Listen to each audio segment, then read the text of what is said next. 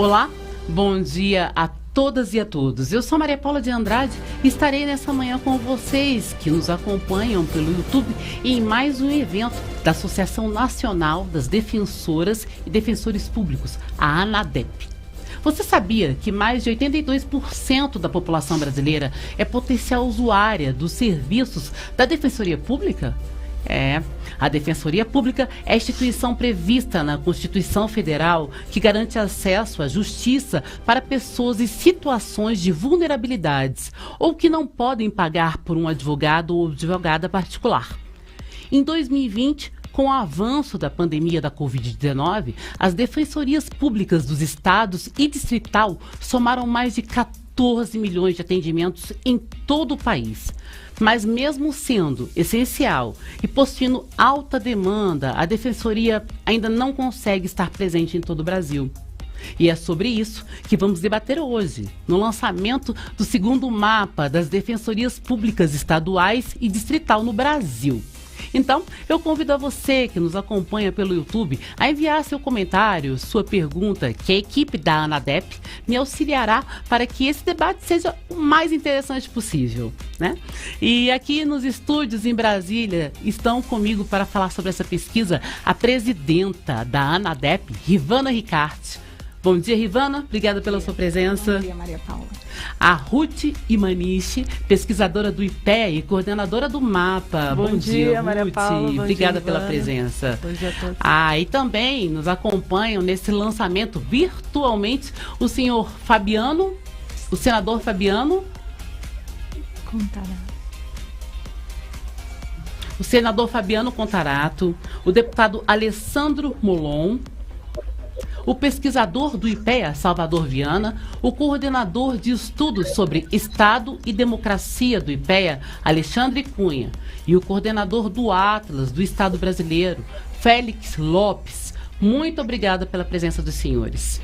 Iniciando a nossa apresentação, eu peço que a presidenta da ANADEP, a senhora Rivana Ricarte, fale um pouco, né, sobre o que é esse mapa e quais são os objetivos. Bom dia, Maria Paula. Bom dia a todos que estão acompanhando esse lançamento, esse evento. O mapa tem um objetivo, o segundo mapa tem um objetivo de dar continuidade ao trabalho ali feito com o lançamento do primeiro mapa.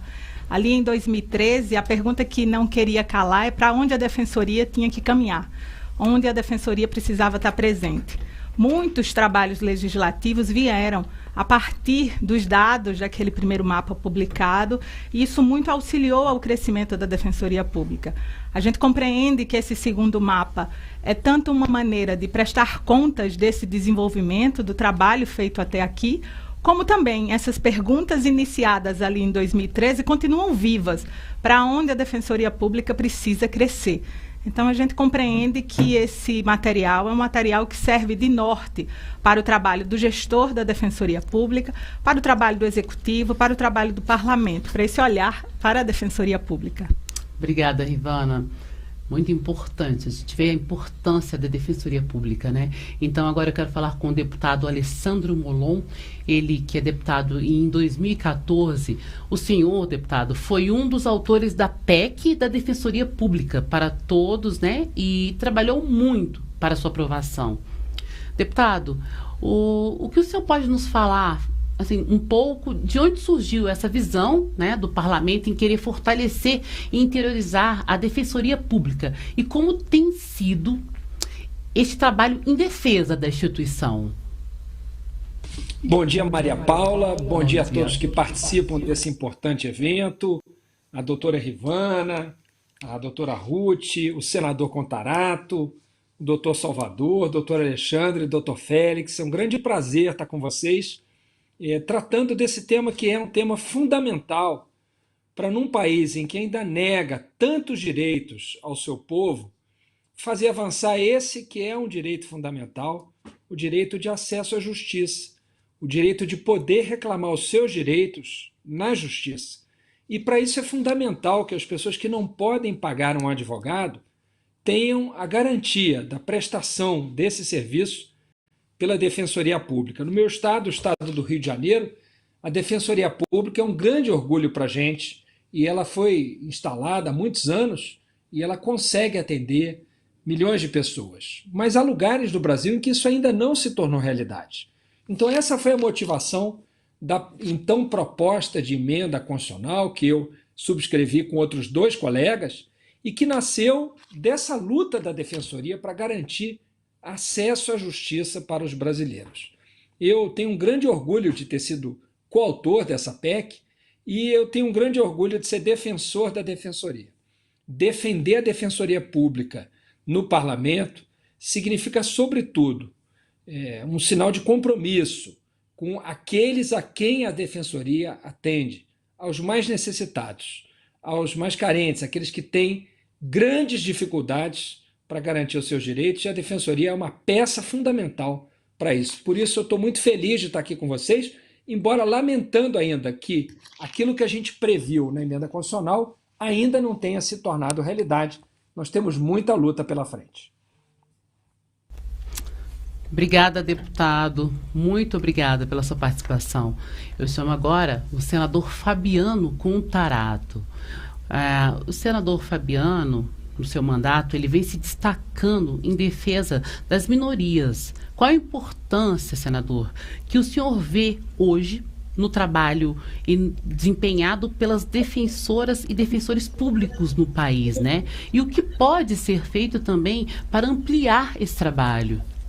Bom dia, né? Obrigada pela sua presença. Bom dia a todos e todas. Obrigado, Maria Paula. Quero mandar um abraço carinhoso para o meu querido Alessandro Molon, a doutora Rivana, em nome de quem eu saúdo todos que estão aqui presentes, e vou tentar ser bem didático na minha fala, porque contra fatos não há argumentos. Você quer analisar como que um presidente da República olha para essas minorias, que eu não chamo de minorias, eu chamo de maiorias minorizadas, porque 52% da população brasileira é do gênero feminino. Só em Salvador, mais de 85% da população de Salvador é composta de pretos e pardos. Então, essa população LGBTQIA+, você vê a população indígena, as comunidades quilombolas. Então, você quer ver como que um chefe do Estado brasileiro olha para essa população mais vulnerável, basta você verificar como ele trata a Defensoria Pública. Como muito bem disse, mais de 80% da população brasileira são potenciais clientes da Defensoria Pública. E se você fizer um recorte só pelos dados do IBGE de 2019, por exemplo, no Paraná, nós temos mais de 11 milhões de habitantes e apenas 115 defensores públicos. Ora, qual é o trato que efetivamente o Estado está dando para dar efetividade a essa população que mais sofre? Porque é essa população que efetivamente tem sistematicamente as portas fechadas na sua face. E eu digo como as pessoas em situação de rua, as mulheres, os negros, os índios, os quilombolas, a população LGBT, ou seja, toda essa população está sofrendo, está sendo cerceada nos seus direitos e não tem um amparo com eficiência por parte do Estado brasileiro, quando eu sempre defendo que essa instituição de tamanha relevância para o fortalecimento da democracia, daquilo que eu chamo que é a espinha dorsal do Estado Democrático de Direito, que é a Constituição da República Federativa do Brasil, dê efetividade a essa garantia constitucional que está lá no inciso 35 e no artigo mais importante dos 250 artigos da Constituição Federal, que é o artigo 5º, que dá efetividade a esses direitos para essa população que tanto precisa, que tanto almeja e que está sendo violada em seus direitos. Eu fui utilizado, por exemplo, esse é meu primeiro mandato como senador,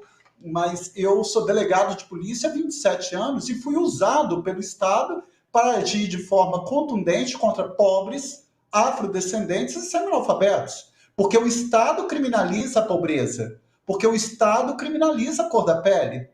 Você não vê a polícia dando busca pessoal em jovens em bairros nobres, mas você vê isso acontecendo diuturnamente nos bairros carentes, como se o pré-requisito para ser criminoso no Brasil fosse ser pobre, fosse ser negro. Então, é isso que nós temos que estar lutando para dar efetividade a essas garantias que já estão expressas no artigo 5º da nossa Carta Constitucional e que, infelizmente, até hoje elas estão deitadas eternamente em berço esplêndido. Então, quando você traça o perfil socioeconômico da população carcerária no Brasil, pobres, negros, semi-analfabetos, quando os crimes que maior prejuízo quem pratica são crimes praticados por políticos.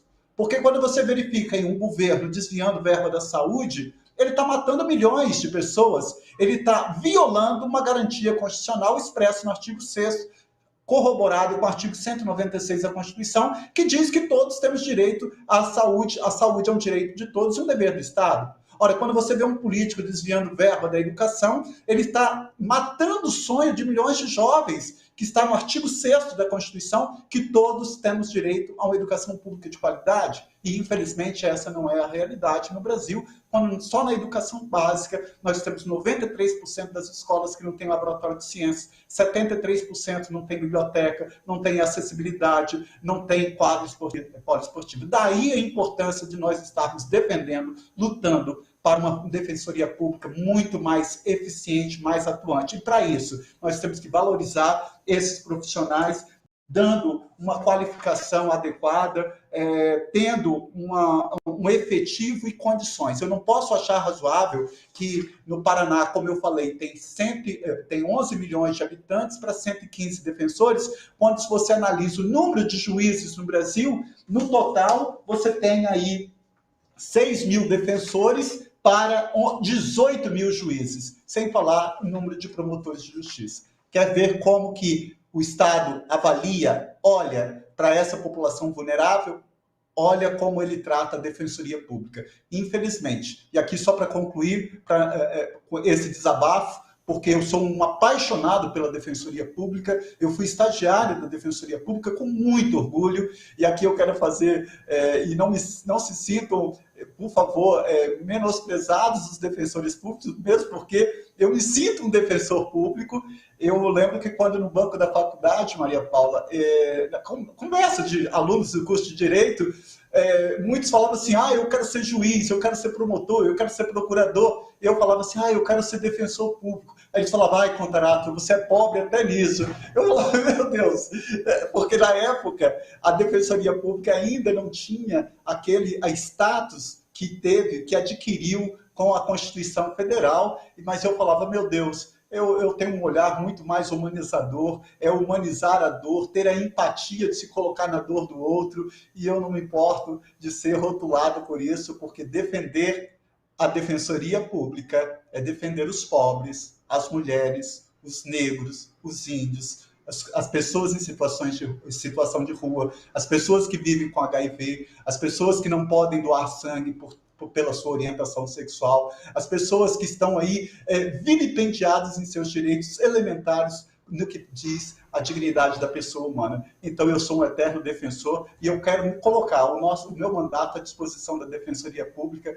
na defesa intransigente, para que ela seja cada vez mais fortalecida, equipada, com dignidade salarial, com dignidade profissional, com estrutura, porque o principal destinatário não serão os defensores, com todo respeito, mas sim a população que mais sofre. Concluindo, assim como Martin Luther King tinha um sonho, eu também tenho um sonho.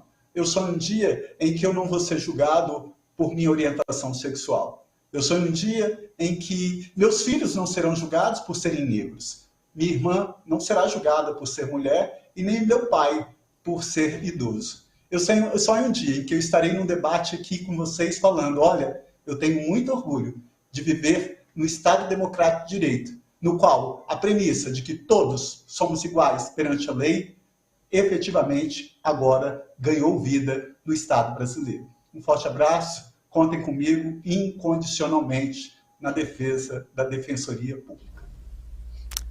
Senador Contarato, Fabiano Contarato, muito obrigada pelas suas palavras tão pertinentes, né? Ainda mais nesse momento. Me sinto lisonjeada, inclusive, de estar aqui. Eu até agradeço. Obrigada. E agradeço também a fala do deputado Molon, né? Que, infelizmente, o deputado e o senador não poderão ficar conosco aqui até o final, porque eles têm uma agenda legislativa realmente enorme, né? E, sem dúvida, graças ao trabalho de parlamentares como os senhores, temos a construção de uma defensoria pública mais forte no Brasil.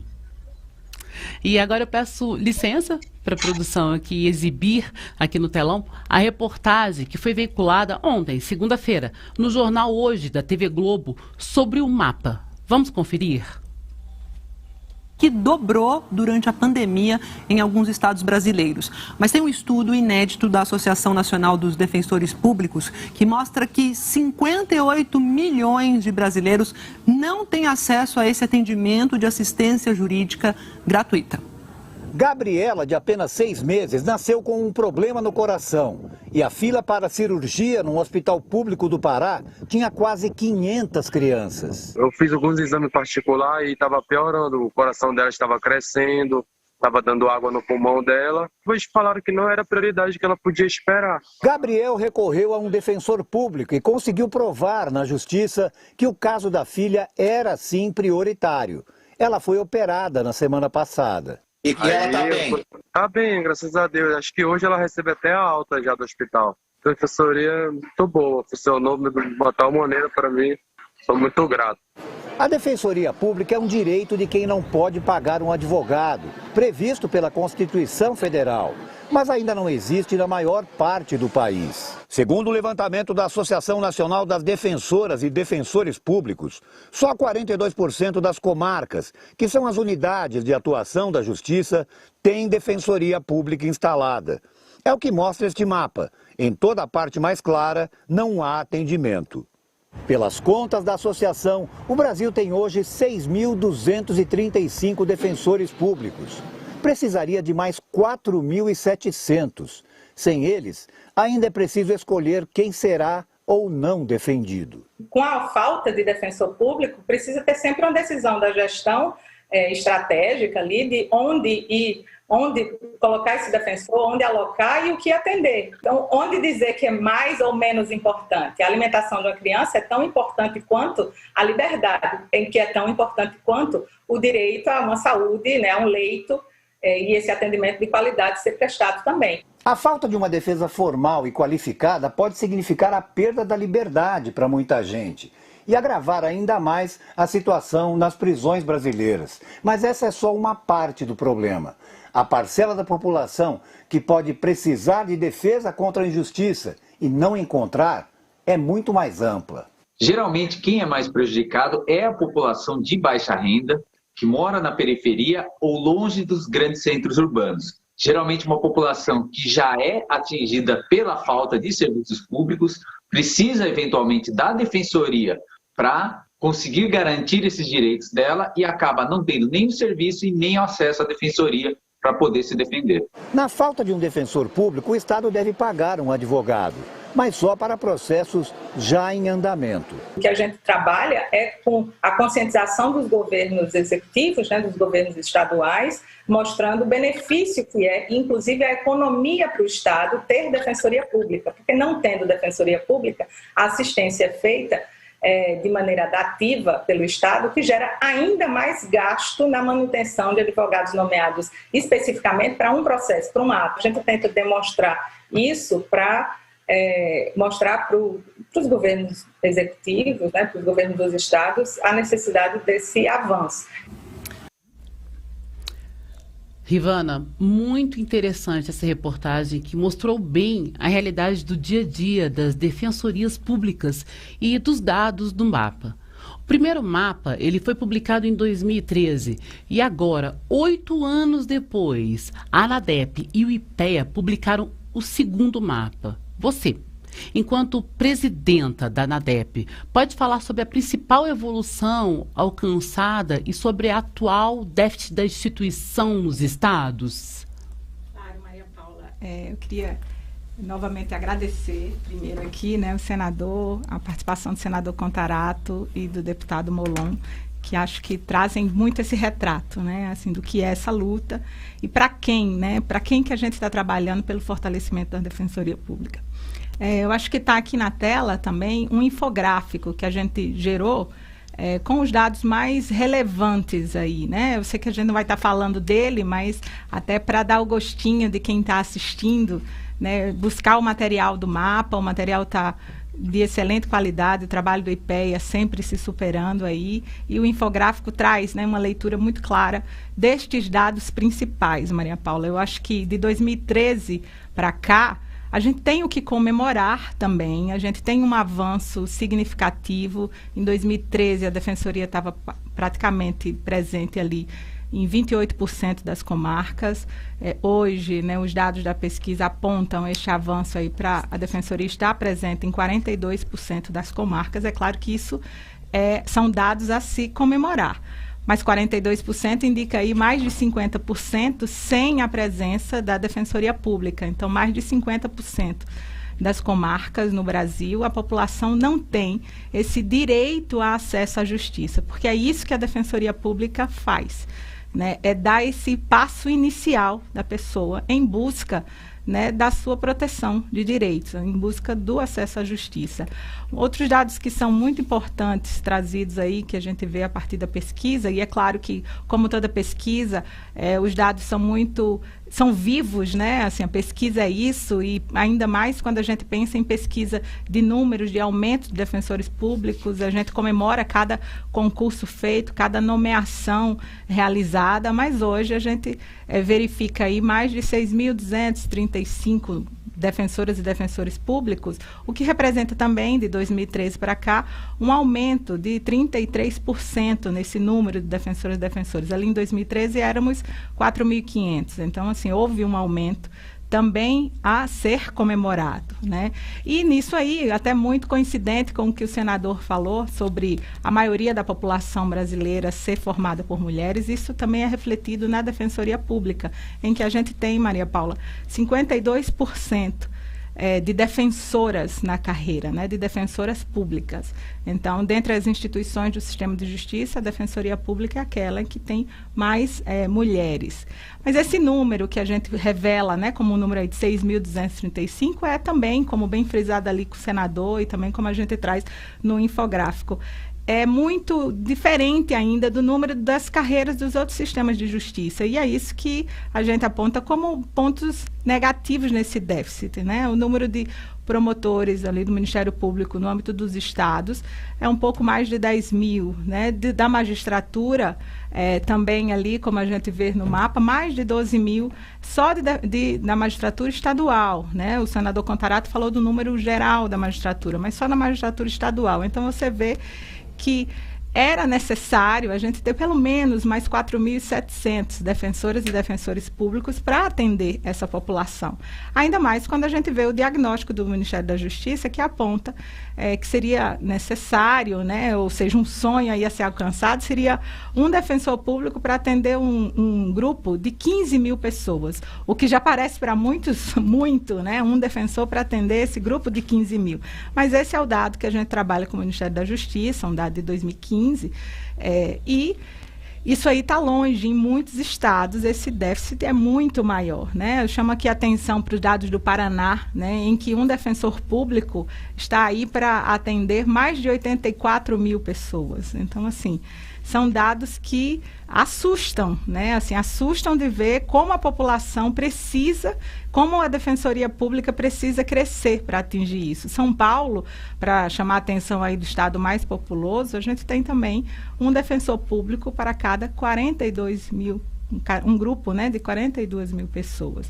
Claro que a gente, existem estados que a situação está melhor, e isso é muito bom, né? Os estados do Rio de Janeiro, Mato Grosso do Sul, são estados que estão melhores nisso. Mas o que a gente trabalha enquanto Associação Nacional é para ver a Defensoria forte e fortalecida, presente em todas as comarcas, né? Então, a gente quer ver todos os estados brasileiros contando com essa defensoria pública forte.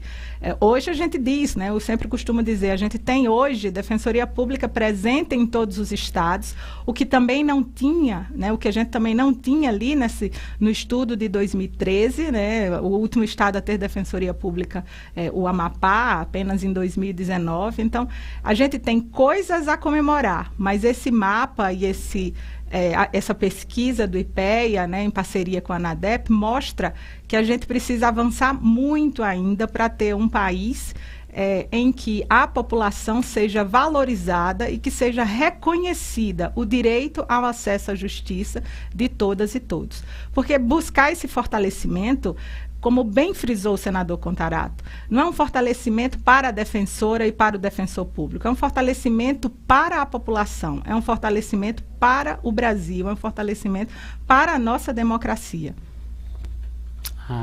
Realmente, a gente vê, né, Rivana, como a pesquisa é essencial para conhecermos a realidade do país. O IPEA é o grande parceiro da ANADEP nesta pesquisa. Então, vamos falar agora com um coordenador de estudo sobre o Estado e democracia do IPEA, o doutor Alexandre Cunha. Seja bem-vindo, muito obrigada pela sua participação. Doutor Alexandre, por que é importante que o Instituto tenha esse olhar para a questão do sistema de justiça no Brasil? Bom dia, Maria Paula, bom dia, Rivana, bom dia, meus colegas, né, Ruth, Félix, Salvador, bom dia também ao senador Contarato, ao deputado Molon. É um prazer estar aqui com vocês no lançamento do segundo mapa da Defensoria Pública Brasileira, que resulta de uma parceria nossa com a ANADEP, que já havia gerado, né, o primeiro mapa da Defensoria Pública Brasileira em 2013, que foi tão relevante para a aprovação da Emenda Constitucional número 80, e agora o segundo mapa da Defensoria vem para que nós possamos compreender um pouco a trajetória desses últimos 8 anos. 8 anos era o prazo previsto pela Emenda Constitucional número 80 para que fossem implementados os dispositivos da emenda, então era um prazo importante para a gente ver como aquilo que se imaginava a partir da emenda vinha ou não se realizando na prática, na implementação, né, da diretriz constitucional de que nós deveríamos ter defensoria pública presente em todas as comarcas brasileiras. O IPEA é um think tank governamental que se destina à produção de conhecimento em suporte ao processo de tomada de decisão do Estado brasileiro, em todas as diferentes áreas nas quais o Estado brasileiro atua. Por isso é importante também que o IPEA produza conhecimento em suporte às políticas judiciárias e à compreensão do sistema de justiça brasileiro, que são uma parcela relevante do tipo de serviço que o Estado brasileiro presta aos seus cidadãos. E também é muito importante que o IPEA seja capaz de produzir esse conhecimento em parceria com a academia, em parceria com a sociedade civil, entidades como a ANADEP, e não apenas, né, em diálogo com o Estado brasileiro no qual ele se insere, mas também em diálogo com a academia e com a sociedade civil, para que nós possamos gerar o melhor conhecimento possível, para termos a melhor informação, para que o Estado brasileiro possa tomar as melhores decisões baseado em evidências, né, daquilo que seja melhor para o interesse público e para o interesse dos nossos cidadãos. Obrigada, doutor Alexandre. Muito obrigada pela sua participação, pelas suas palavras, de muita importância. E agora vamos falar com os pesquisadores responsáveis pelo mapa e entender melhor essa pesquisa, né? Com a Ruth Imanishi e Salvador Viana. Agora é com vocês. Explica para a gente melhor. Obrigada, Maria Paula. Eu queria agradecer também a Rivana, né, presidente da ANADEP, que me convidou para participar aqui do estúdio junto com ela, e estender também o agradecimento a todo o pessoal da comunicação, né, da ANADEP, que está promovendo e que editou esse material da pesquisa junto com a gente, a parceria que a gente tem ao longo desse ano passado.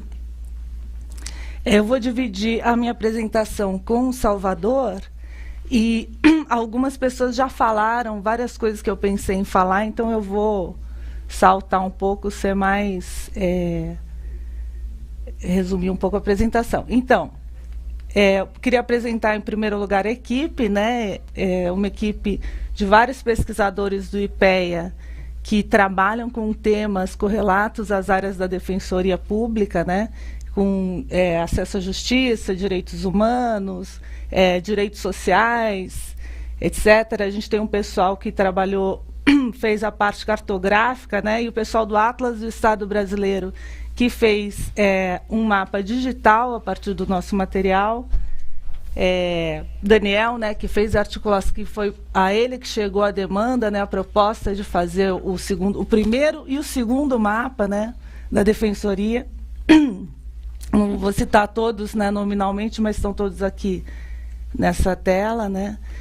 E também foi a parte da equipe, a equipe da ANADEP, né, que também foi fundamental, porque nós não temos formação em direito, então a ANADEP veio para esclarecer, inclusive, a gente trabalhando com os dados, mas a ANADEP com a realidade das defensorias, né, e trazendo informação qualitativa sobre aqueles dados que a gente estava manuseando. E também para ter acesso, né, aos dados que a gente trabalhou. Então, bom, nessa apresentação que eu vou dividir com o Salvador, a gente vai falar primeiro, a gente vai falar basicamente do mapa como um instrumento de consulta de um banco de dados que foi construído, que serve como instrumento para monitorar a expansão da Defensoria Pública no território, nas comarcas do país. Então, a gente tem uma base de dados que cada DPE, ou mesmo pessoas que são interessadas na atuação das defensorias, pode relacionar a presença da Defensoria no seu estado com outros indicadores socioeconômicos, inclusive do setor do Poder Judiciário. Então, Salvador vai falar um pouco dessa primeira parte, né, de como a gente transformou os objetivos da PEC 80 em indicadores. Aí eu vou falar da metodologia e uma parte dos resultados, e o Salvador também vai falar depois de uma parte dos resultados. Então, eu queria passar a palavra para o meu colega do IPEA, para o Salvador. Salvador. Obrigado, Ruth. Me ouvem bem? Sim. Muito bom dia. Primeiro, agradecer o convite, honroso, uma honra particularmente fazer parte de uma mesa com o deputado Alessandro Molon e o senador Contarato, né, parlamentares que a gente acompanha, cujos trabalhos a gente acompanha, né, com muito interesse. Enfim, realmente eu particularmente sou um grande admirador de ambos, né. Saudar aqui também meus colegas e Rivana, o pessoal da ANADEP, que em parceria com quem nós fizemos esse trabalho. Eu vou, antes, Ruth, vou dar um passo atrás, só para falar um pouquinho, seguir um pouco a linha do que o nosso colega Alexandre Cunha estava justificando, por assim dizer, né, essa temática. Então, se me permite, vou algumas palavras, em que pese nós não sermos juristas, né, Ruth, não sermos especialistas em direito, né, e aliás há bons juristas na nossa diretoria do IPEA, na DIEST, o Alexandre é um excelente exemplo, né, mas nós somos economistas dedicados a pesquisar, estudar o papel e a relação que existe entre instituições e variáveis econômicas, né, de maneira assim, geral, instituições que a gente, enfim, está acostumado a estudar, né, entender como regras do jogo, ou ainda como é que se dá a qualidade das instituições. Isso tudo tem um debate, né, acadêmico que não vale a pena a gente adentrar aqui. O que nos interessa conforme outros, né, que nos antecederam nesse encontro de hoje já disseram, o que nos interessa é o acesso à justiça, a prestação dos serviços jurisdicionais a parcelas significativas da população, ainda mais num país extremamente desigual como o nosso. A nossa geração, né, que está aí em torno de 50 anos, cresceu nos anos 80, depois se tornou adulto nos anos 90, convivendo, eu pelo menos no Rio de Janeiro, vendo assim, os adesivos de carro, cartazes, né, na época da redemocratização, né, então tinha um cartaz que era muito comum, muito legal, inclusive, muito interessante, que dizia, era da OAB, né, sem advogado não há justiça, e sem justiça não há democracia.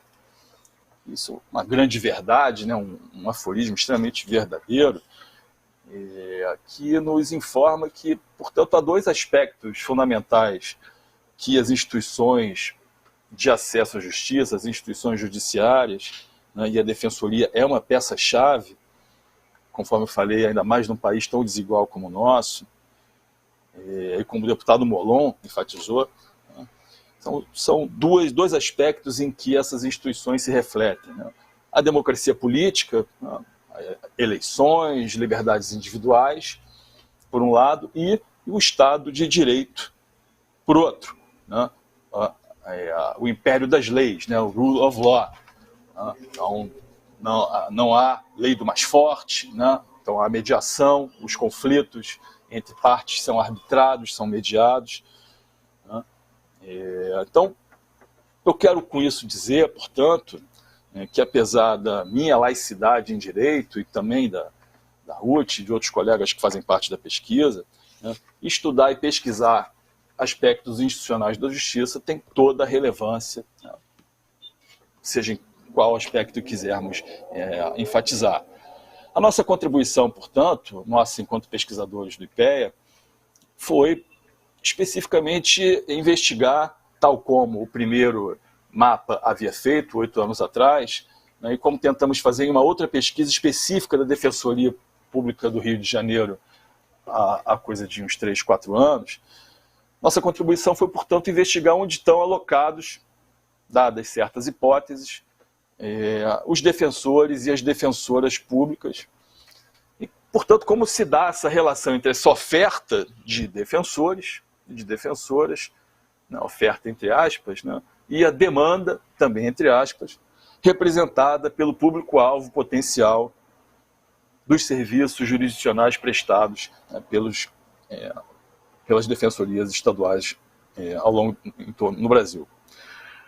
Um ponto importante, né, é que, acho que já destacando uma ausência do nosso trabalho, é que a gente não trabalha com variáveis relativas à carga de trabalho das defensorias, né, dos defensores, isto é, características específicas dos processos em que eles estão envolvidos, né, que é uma informação fundamental para se analisar corretamente como se dá esse equilíbrio entre oferta e demanda.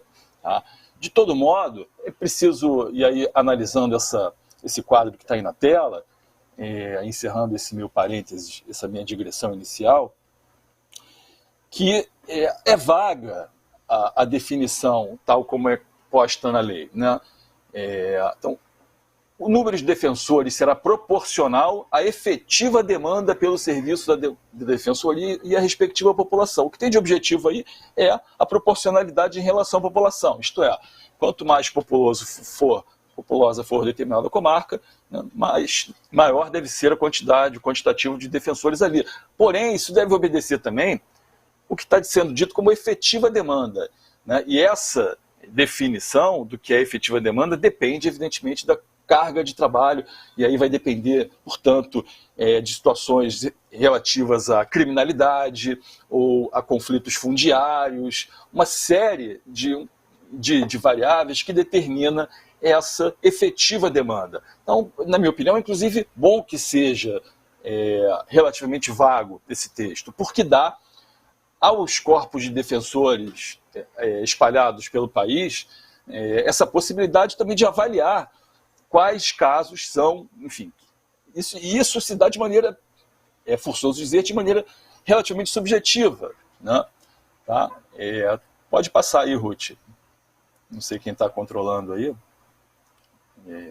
Não sei se você vai retomar agora, né? Eu posso retomar. Então tá. Ou você... tá bom. Gente, então, só queria corrigir que eu também estou muito feliz de estar compartilhando aqui com o senador Comparato e com o deputado Molon, que fiquei um pouco nervosa, esqueci de saudar, e os colegas do IPEA também, obviamente. Bom, a gente tentou, como o Salvador falou, é um critério para a gente medir a demanda pelos serviços da Defensoria. A gente não tem exatamente como fazer isso de uma forma exata, saber exatamente qual é essa demanda, são várias variáveis, vários fatores que influenciam. Então, o que a gente fez aqui é tentar aproximar, a partir de indicadores que a gente consegue coletar, ter alguma medida para tentar avaliar como é que está esse atendimento da demanda. Então, a gente tem que tentar fazer uma medida da demanda com os dados que a gente tem. Então, a gente transformou esses critérios da Emenda Constitucional 80 em variáveis que se aproximassem dessas ideias. Então, para cada comarca, além do número de defensores e defensores atuando efetivamente, a gente tem a população-alvo, a população de baixa renda, o IDH, o Índice de Desenvolvimento Humano, a densidade populacional, quer dizer, a gente fez grupos também de comarcas pequenas, médias e grandes, e as unidades jurisdicionais, ou unidades judiciárias.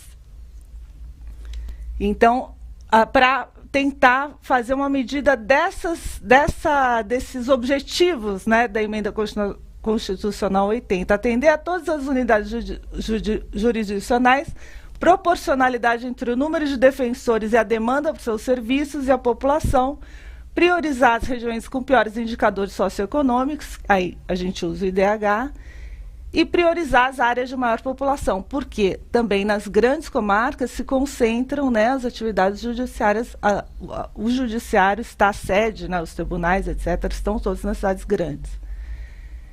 Então, como metodologia, a gente teve a informação das defensorias, isso foi fundamental, a parceria com a ANADEP, que trouxe esses dados, distribuiu os questionários. Então, a gente soube onde estão lotados os defensores, e aqui tem uma questão específica da pesquisa, que vários defensores são lotados, eles atendem várias comarcas. Então, a gente tem que ter um critério para localizar em uma comarca só, para fazer essa ferramenta do mapa, que você tem que localizar a pessoa em um lugar. Então, a gente localiza, quando a Defensoria não diz qual é a principal comarca de atuação, a gente localizou na comarca de maior população.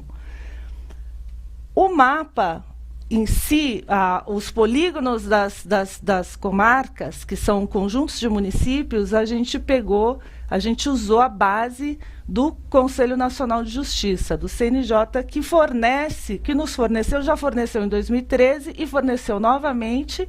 Quer dizer, a gente mantém a metodologia de 2013, inclusive porque a gente contou com parte da equipe que já veio do mapa de 2013, com essa malha das comarcas fornecida pelo CNJ. A gente fez checagens desses dados com as DPS, em parceria com a ANADEP, que fez esse processo todo de apuração e checagem dos dados junto às DPS. E eu acho que agora deu uma... foi. Então, a gente tem todas essas variáveis na base de dados, e depois o Félix vai falar para vocês. Elas estão disponíveis, vão ficar disponíveis na internet, qualquer um pode acessar por estado. A gente tem ali número de defensores por comarca, tipo de atendimento, se tem atendimento pela Defensoria, ou se é um atendimento apenas itinerante, ou se não são atendidas, população da comarca, que é uma estimativa. Infelizmente, nós não temos o censo de 2020, todo mundo sabe, estamos com esse problema grave. População de baixa renda, que é uma estimativa também temos essa projeção a partir do censo, e duas variáveis novas que não estavam no mapa de 2013, que é o Índice de Desenvolvimento Humano, Por comarca, a gente agregou dos municípios e as unidades judiciárias. Esse número a gente usa do painel do CNJ também.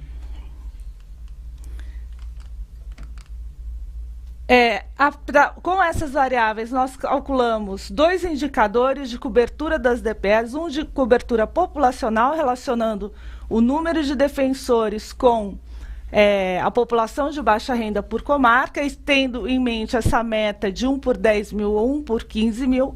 Eu vou mostrar aqui depois os resultados para 1 para 15 mil, um defensor ou defensora para 15 mil habitantes de baixa renda.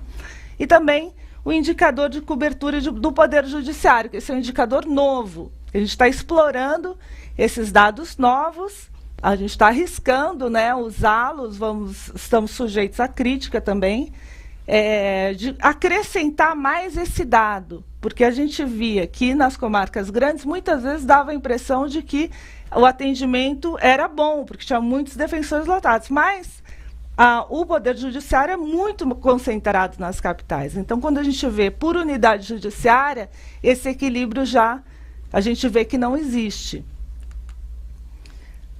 Então, a gente procurou fazer uma análise desses dados para o Brasil. Isso não quer dizer que em cada estado isso seja verdade. A gente colocou como se todas as comarcas tivessem, como se não existissem estados, né? São todas analisadas em conjunto, e dividimos em grupos por tipo de atendimento e densidade populacional.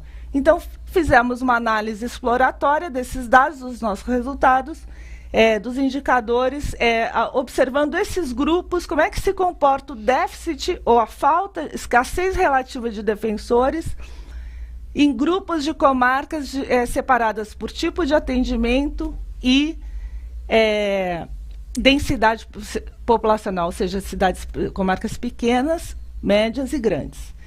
E também fizemos um exercício para avaliar a correlação entre o IDH das comarcas e a localização dos defensores, a quantidade de defensores. Então, vou mostrar rapidamente alguns resultados, lembrando que é sempre para Brasil, então, para cada estado, a gente vê aqui, esse é o mapa do tipo de atendimento, que tem uma variedade grande entre os estados, né? Alguns estados são poucos, conseguem atender grande parte do estado, e outros muito poucos. Aqui eu vou pular, porque a Rivana já fez uma ótima apresentação dessa evolução, né? E também por estados. Aqui a gente já começa a analisar essa divisão em grupos de comarcas. Então, a gente vê que as comarcas que são hoje atendidas são apenas 34% das comarcas, mas elas já atendem 68% da população. Por quê? Porque as sedes estão geralmente nas grandes cidades e são mais populosas. Então, todas as comarcas grandes têm a presença hoje da defensoria. E nas cidades médias isso também chega a 75% das cidades médias já tem a presença da defensoria, mas a situação é bem grave nas comarcas pequenas. Depois a gente vai ver que, apesar de estar presente em termos de unidades judiciárias, essa proporção de defensores por atividade judiciária não se mantém.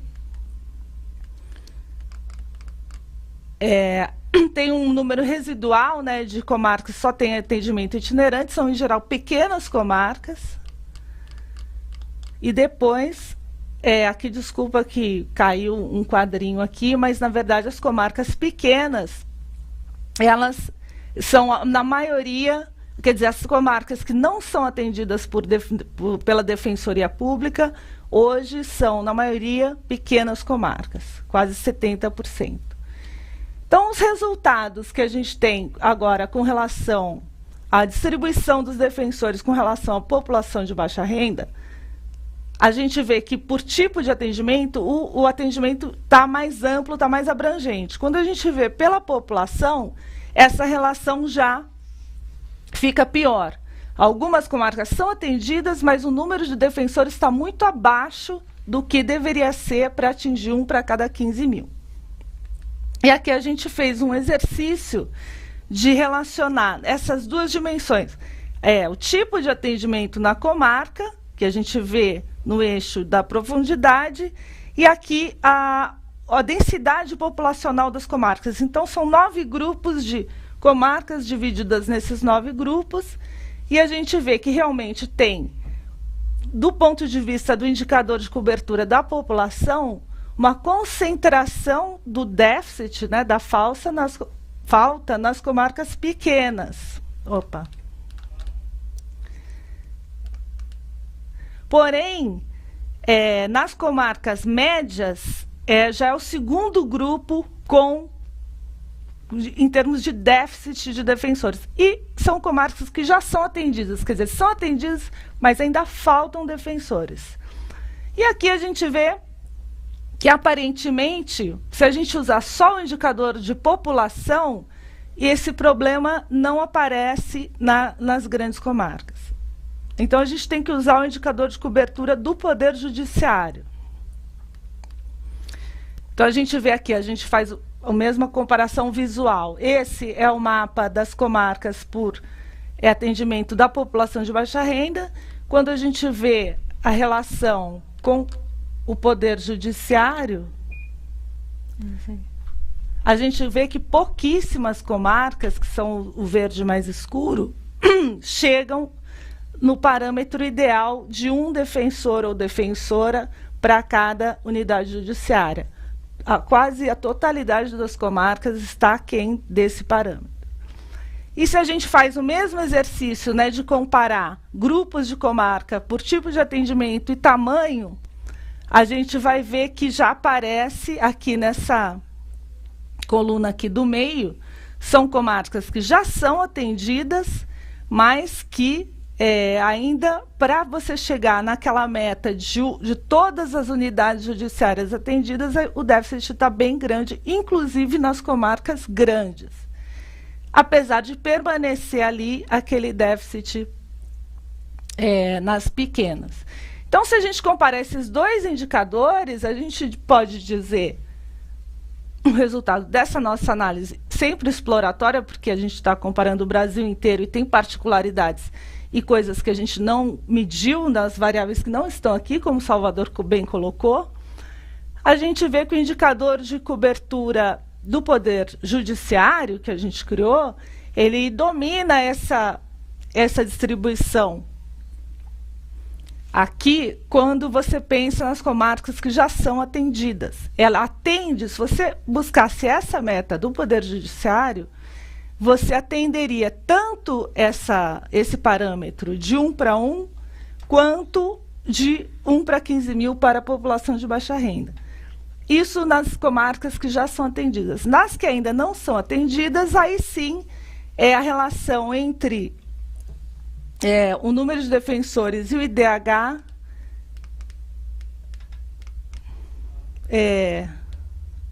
IDH não, gente, a população. Nas comarcas que ainda não são atendidas, aí sim, esse indicador com relação à população de baixa renda, ele é dominante sobre aquele. Então, quer dizer, esses dois indicadores são importantes para indicar, para dar alguma orientação de planejamento, de onde tem que ser colocados mais defensores. Isso considerando, né, que tudo que o Salvador colocou ali, a gente não tem todas as variáveis para dizer exatamente uma coisa ou outra, mas é um resultado que a gente queria apresentar aqui para vocês. E temos também agora uma apresentação desse outro resultado, que é com relação à distribuição dos defensores e defensoras e os IDHs e o IDH por comarca. Eu queria chamar novamente o Salvador para falar um pouco sobre esse ponto. Valeu, Ruth. Obrigado. Muito clara, muito didática na tua exposição dos principais pontos. E esse ponto aqui especificamente, né, esse aspecto do trabalho, busca explorar como se distribui espacialmente, como se dá a alocação dos defensores e defensoras, vis-à-vis o índice de desenvolvimento humano. Né? Lembrando, né, o IDH municipal, ele reflete, portanto, uma combinação de 3 variáveis, né, socioeconômicas.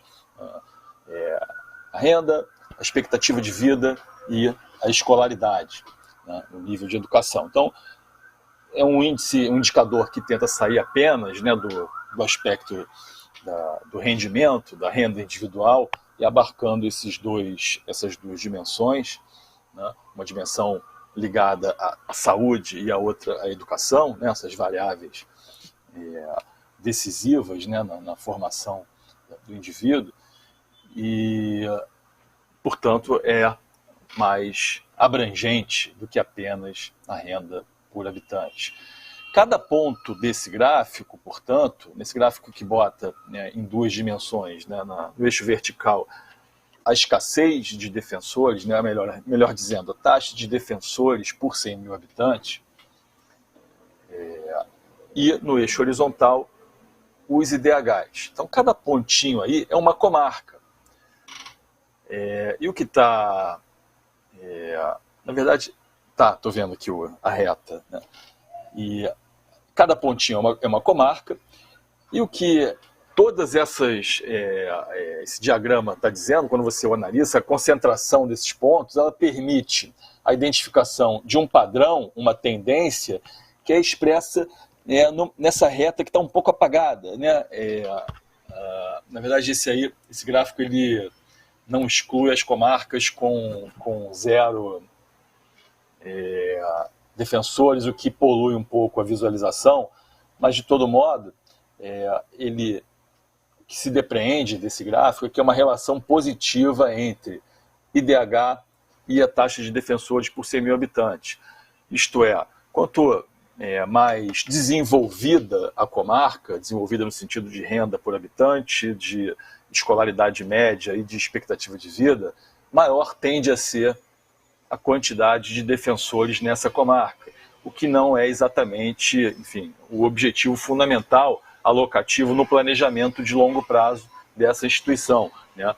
Eu acho que a diretriz, o parâmetro é que os defensores estejam alocados teoricamente onde o IDH é menor e onde teoricamente essa demanda será maior pelos serviços jurisdicionais dos defensores. Então,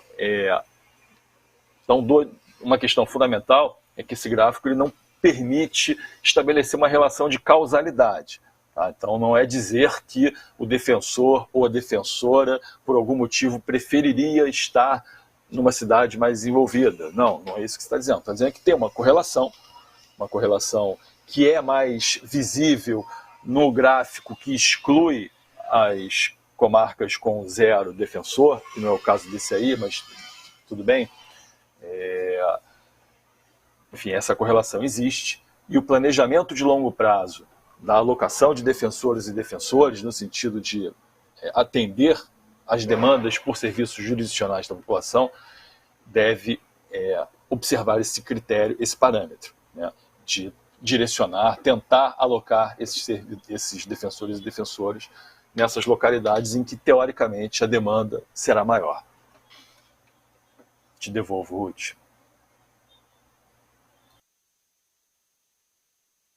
Apresentação, acho que também, Maria Paula, se você quiser continuar, eu acho que já terminamos. Olha, agradecer a atenção. Então, assim, né, da ANADEP, agradecer a Ruth e ao Salvador pelo trabalho, que pesquisa incrível. Estou até, inclusive, aqui com o mapa nas minhas mãos.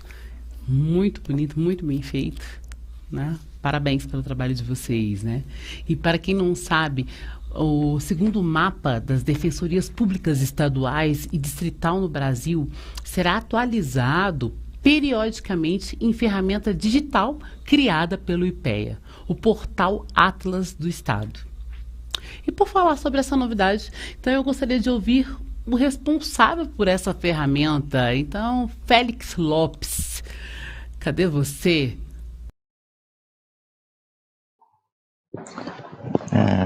Bom dia, Maria. Bom dia, quero saudar os parlamentares, os colegas da Defensoria, os colegas do IPEA e a equipe do Atlas. Na verdade, vou apenas fazer a menção de que os dados agora disponibilizados na forma de relatório, né, esse segundo mapa da Defensoria, bem como os dados que, né, subsidiaram a análise agora discutida, eles também estão disponíveis numa plataforma digital que o IPEA desenvolve há alguns anos, chamada Atlas do Estado Brasileiro.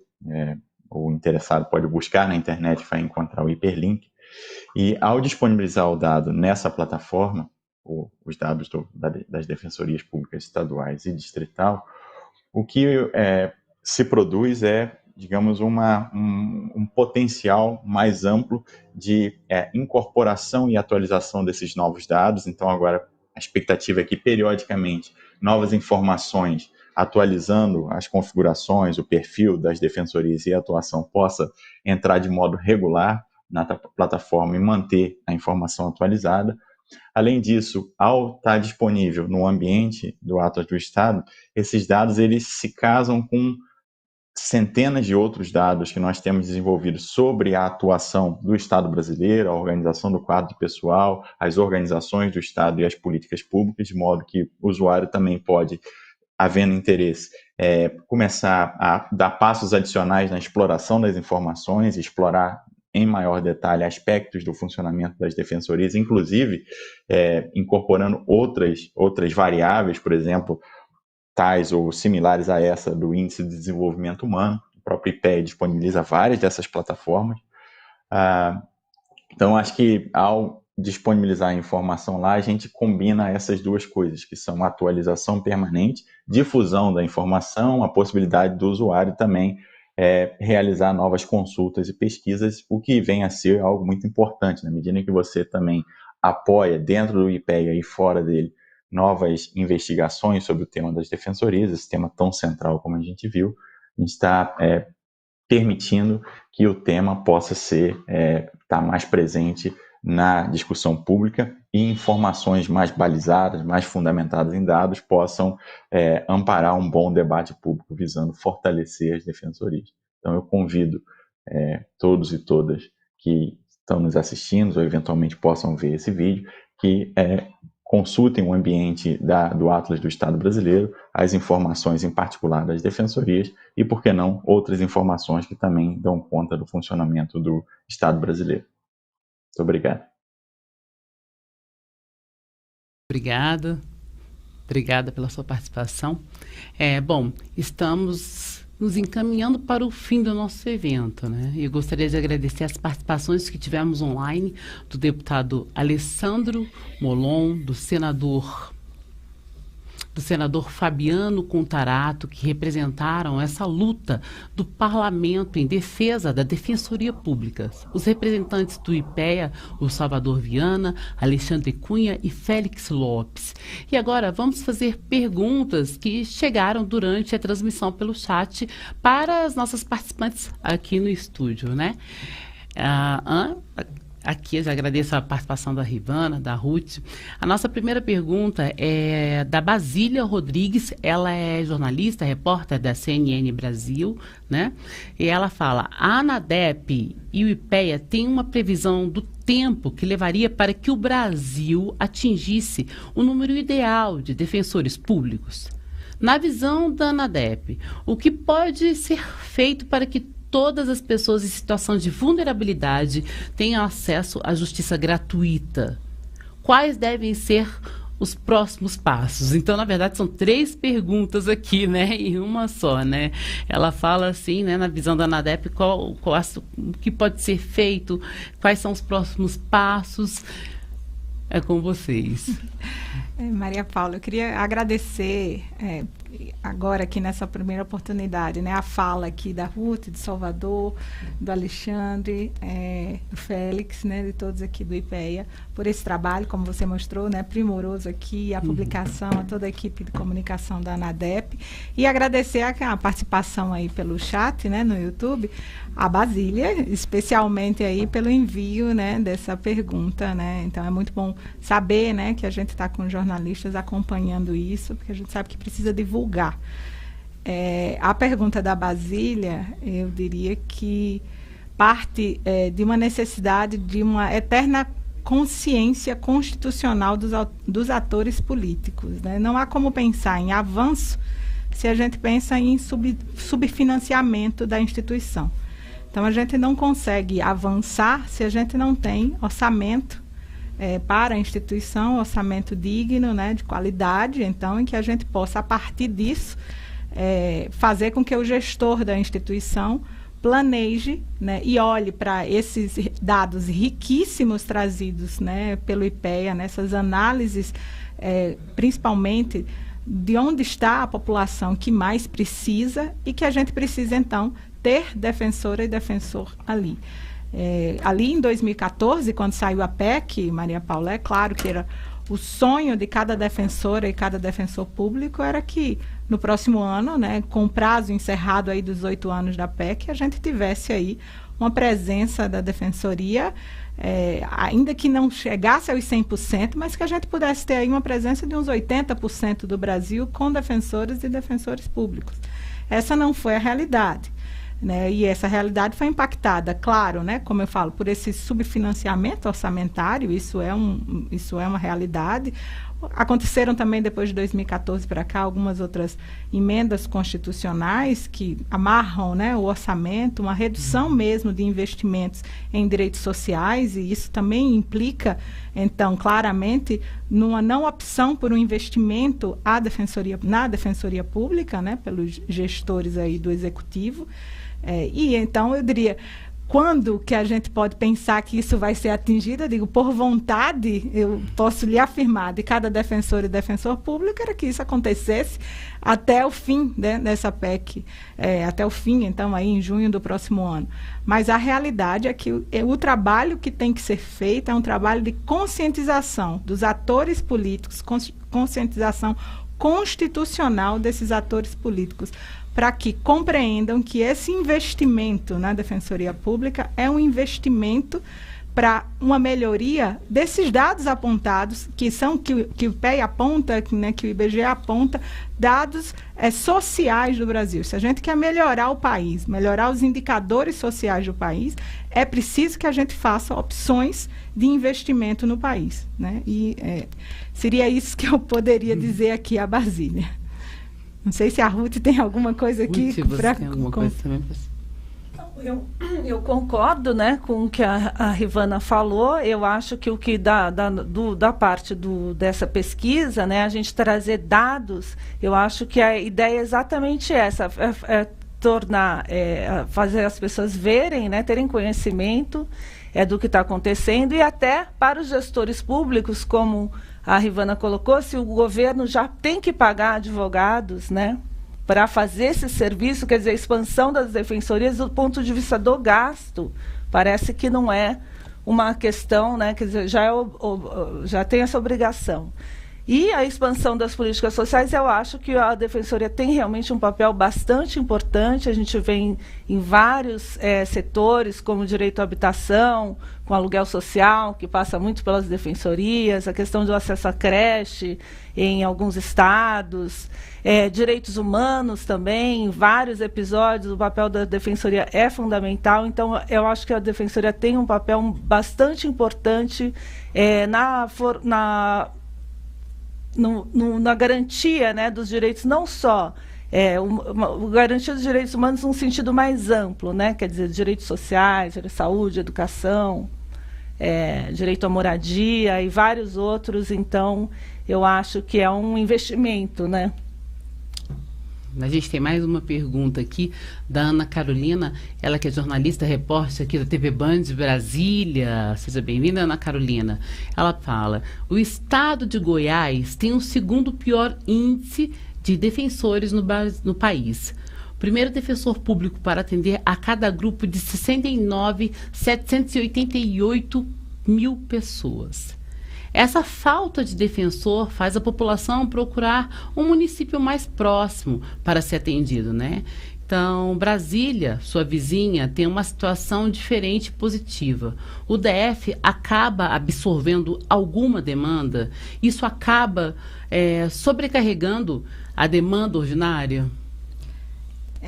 Maria Paula, eu acho que isso também é muito característico na leitura do mapa, no estudo feito ali de 2013 para cá, analisar a situação de Goiás. Goiás, ali em 2013, existia enquanto defensoria, mas não tinha defensores públicos nomeados, né? Os primeiros defensores públicos nomeados de Goiás ali já entraram com dados nesse segundo mapa, o que revela então que o fato de não ter defensoria pública, a defensoria criada, né, e ali os defensores e defensores nomeados tardiamente, impactam nisso aí. Você tem um estado, né, tão importante, vizinho aqui da capital do país, e que a gente passa, né, por números, como bem revelado ali pela Ana Paula. É o segundo pior estado no nosso ranking de piores estados, com números, né, ali de representação de defensores e defensores públicos. Agora, o que acontece, né, nos estados que não têm defensores e defensores públicos? Acho que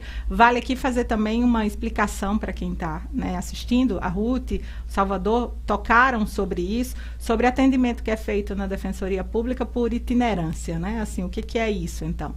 Não há defensor público suficiente para estar aí em todas essas unidades judiciárias, e muitas vezes o gestor trabalha com deslocamento de defensoras e defensores públicos que atuam e estão ali mais, como a Ruth bem frisou ali na pesquisa, muitas vezes em situações, né, em cidades maiores, mais populosas, e fazem então esse deslocamento para atender essa população nessas outras cidades.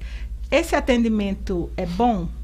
Esse atendimento é o que se pode fazer hoje, mas é evidente que esse atendimento não é o ideal, né? Alguns estados, e o mapa também mostra isso ali, que embora o índice de Goiás apareça aí como esse índice tão negativo, tem outros estados, estados ali do norte, eu cito aqui o Acre, em que a situação está muito ruim quando a gente pensa que a maior parte do atendimento é feito por itinerância. Então, isso é um enfraquecimento.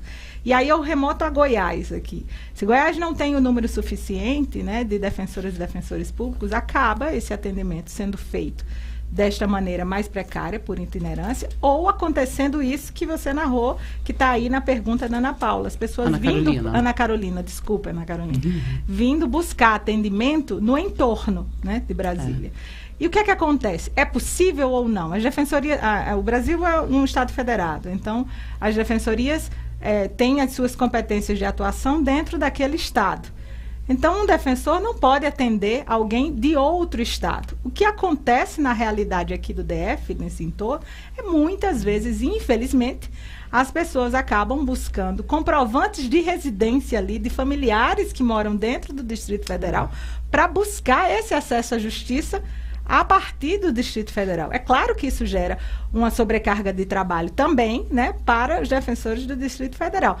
E o pior é que essa não é uma solução também para tudo e para todos, porque nem todos, né, vão conseguir esse jeitinho aí, né, não é o jeito que se espera de dar um acesso à justiça de qualidade, e muitas vezes, né, os processos já estão em tramitação em Goiás, e o defensor do Distrito Federal não pode prestar essa assistência lá. Então, muitas vezes acontece dos colegas aqui do Distrito Federal fornecerem orientação jurídica muito mais, né, pela preocupação de cada defensor e defensor tem com o atendimento em si, e saber que naquela cidade ali vizinha não existe, não tem defensoria pública. Então, assim, infelizmente, nem o atendimento por itinerância, né, nem essa acumulação que é feita de maneira massiva em alguns lugares. Uma coisa é um atendimento pontual, uma coisa é a necessidade, como acontece também as defensorias públicas ali com mutirões de atendimento, né, assim, e viajam com ônibus, prestam um atendimento mais específico nisso, com muitos defensores indo para um volume X de trabalho em determinada situação. Isso é uma coisa pontual, né? Agora, você manter um atendimento generalizado por itinerância, ou então não ter esse atendimento, deixa a população, de fato, desassistida. Isso que acontece aqui em Goiás, acontece ali no norte também. O Amazonas, um estado, né, grandioso, né, com comarcas muito distantes da capital, e acontece, então, de pequenos municípios ali, as pessoas se valerem, às vezes, de estados ali mais próximos, em que tem alguma assistência de defensoria pública. Então, assim, essa situação narrada é uma situação que nos causa, né, grande pesar, e ainda mais a gente pensando que a gente está aqui em Goiás, ao lado do Distrito Federal, como a gente precisa, né, crescer numa defensoria central no país, no estado central no país, e aí então você imagina o impacto em outros estados que a gente fala, mais distantes, às vezes com mais dificuldade financeira até, né, no estado. Tem alguma coisa? Eu acho que a Rivana já falou tudo, né, esse respeito. Eu também não tenho muito conhecimento das realidades locais, né. Obrigada, Ruth. Antes de agradecer a participação, eu queria agradecer a repórter da Agência Brasil, a Kemi Nitarara, que está nos acompanhando pelo YouTube. Muito obrigada, viu, Kemi? Obrigada pelo apoio. Muito obrigada. Eu também agradeço a participação da Rivana Ricarte e Ruth Imanishi. E passo a palavra agora para a Ruth, para os agradecimentos finais. Bom, Maria Paula, eu agradeço você primeiro a sua simpatia de ter conduzido tão bem aqui, me senti super à vontade, estava super nervosa. A Rivana também, acho que a gente conseguiu dar conta aqui da tarefa. Espero que as pessoas vejam o nosso trabalho, que acessem os dados, usem os dados e que isso fomente mais discussão e mais um fortalecimento realmente dessa instituição tão importante, que é a Defensoria Pública. Obrigada, Ruth. Eu que agradeço estar aqui com você. E agora com você também, Rivana, os agradecimentos finais.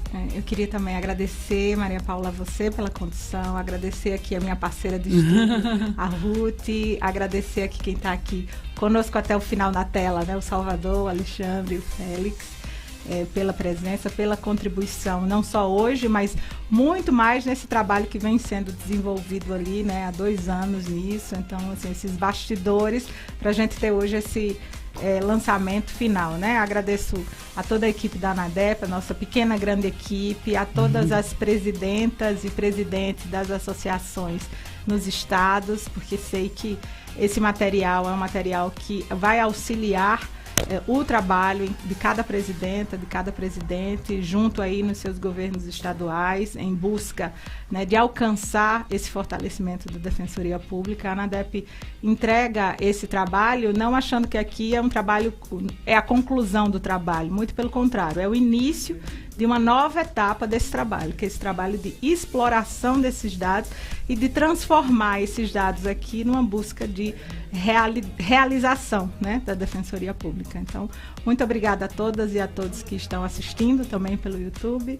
E, como a Ruth falou, né, os dados do mapa estão aí disponíveis para serem explorados. Obrigada, meninas. Gente. Eu agradeço a todos e todas que nos acompanharam pelo YouTube durante esta manhã e interagiram conosco, né?